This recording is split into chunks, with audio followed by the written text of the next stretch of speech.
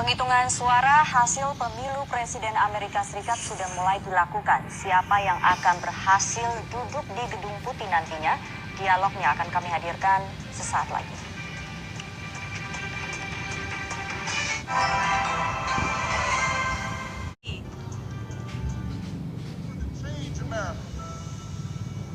Tomorrow you can put an end to the politics that tries to divide a nation just to win an election. I think we all agree we need my husband as our commander-in-chief for 4 more years.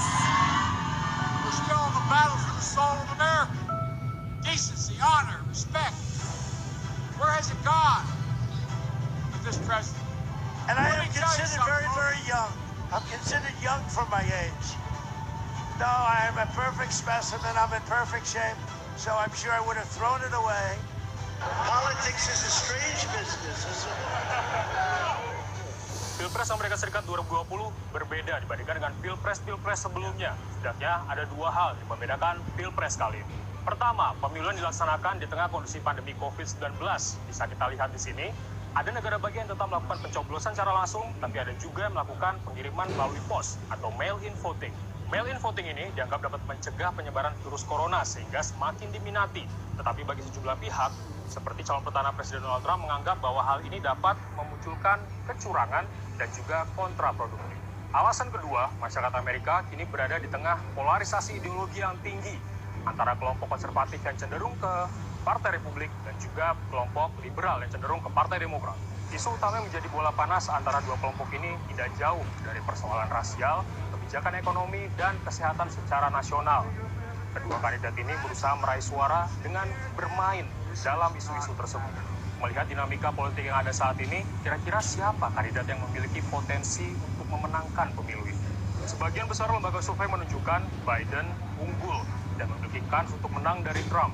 Tapi apabila kita melihat tahun 2016 lalu, pada saat itu Hillary Clinton diunggulkan, tetapi tetap saja kalah dari penantangnya Donald Trump. Ditambah lagi, sistem pemilihan Amerika yang berbeda dengan Indonesia, di mana kandidat dengan suara terbanyak belum tentu bisa memenangkan pemilu, karena hasilnya akan ditentukan oleh Electoral College atau Dewan Elektoral dari pelaksanaan pemilu. Proses pemungutan suara umum atau general election dilakukan pada tanggal 3 November 2020.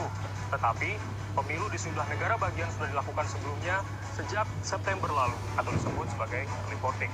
Situasi pandemi, dinamika politik, dan juga early voting pun membuat sejarah baru dalam pemilu Presiden Amerika Serikat. Pemenang pemilu kali ini belum bisa diketahui langsung malam harinya, melainkan harus menunggu berminggu-minggu setelahnya. Kenapa? Karena masih harus menunggu penghitungan suara dari mail-in voting. Ditambah lagi, pernyataan dari kedua kandidat sebelumnya ini bisa saja menimbulkan perdebatan hasil dari pemilihan nanti dan menjadi perpecahan di tengah masyarakat Amerika. Pertanyaannya sekarang adalah, kenapa sih kita harus memperhatikan Pilpres Amerika Serikat?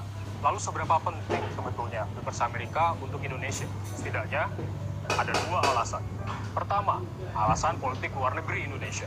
Dan yang kedua, alasan dampak ekonomi yang ditimbulkan bagi Indonesia.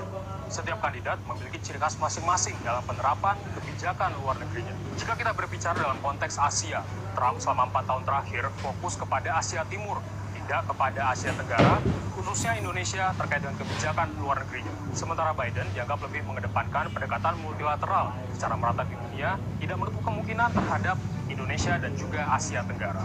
Seperti disampaikan Profesor Banyu Perwita, pengamat hubungan internasional dari Universitas Presiden. Apabila Joe Biden yang terpilih, mungkin kita bisa lebih mendorong Amerika Serikat untuk terlibat di dalam aspek-aspek multilateralisme yang selama ini memang ditinggalkan oleh Amerika Serikat di bawah Donald Trump. Jadi konteks pembangunan ekonomi, kerjasama ekonomi bisa menjadi salah satu pendorong utama bagaimana Indonesia bisa memanfaatkan pemilihan presiden di Amerika Serikat. Belum lagi ditambah dengan kerjasama pertahanan, karena kita tahu Amerika Serikat sangat concern, sangat hirau dengan pembangunan militer atau ekspansi militer Tiongkok khususnya di Laut Cina Selatan. Di tengah ketidakpastian ini, kita hanya bisa menunggu siapa pemenang pemilu, apakah prosesnya akan berjalan lancar hingga pelantikan presiden baru, dan apakah presiden barunya akan bisa membawa perubahan di Amerika Serikat, dan khususnya apakah akan membawa keuntungan bagi Indonesia atau malah justru sebaliknya. Dari Tangerang Selatan, Tarsir Siman, Prasetyo Prayogo.